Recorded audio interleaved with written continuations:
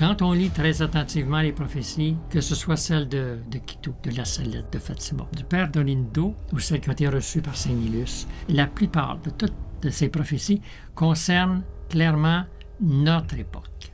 C'est que ces prophéties sont en train de se réaliser en ce moment même, sous nos yeux. Et nous ne semblons même pas en avoir conscience. Vous devez le voir, nous traversons une époque cruciale pour toute l'humanité, une période au cours de laquelle nous verrons de graves événements se bousculer.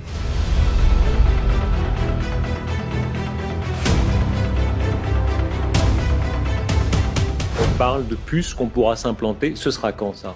Ce que nous voyons, c'est une sorte de fusion du monde physique, digital et biologique. Qui pouvait savoir, sinon le ciel, que les événements annoncés se réaliseraient aujourd'hui exactement comme prédit? L'Église semblera presque désertée et partout ses ministres l'abandonneront.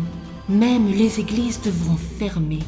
Imaginez, pour la première fois dans toute l'histoire de l'Église, toutes nos églises de par le monde ont vu leurs portes se fermer.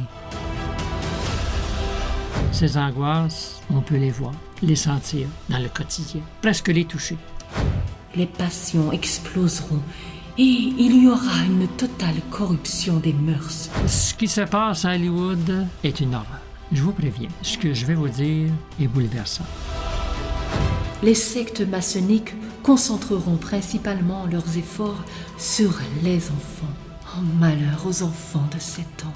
Les enfants n'appartiennent pas à leurs parents. On est en train de préparer le kidnapping de nos enfants. C'est écrit noir sur blanc. Pour quelques dizaines de dollars, vous pouvez acheter sur Internet des cellules humaines. Leur symbole est l'arc-en-ciel.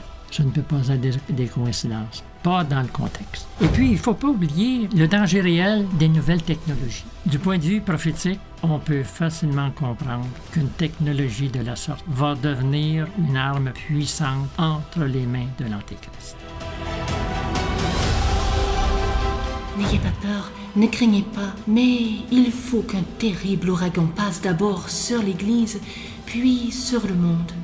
Alors, on aura donc compris qu'il est nécessaire de bien saisir que ce qui va suivre ne doit pas être regardé comme quelque chose de banal. Après ce temps de miséricorde qui s'achève, tous les prophètes entreront dans un grand silence.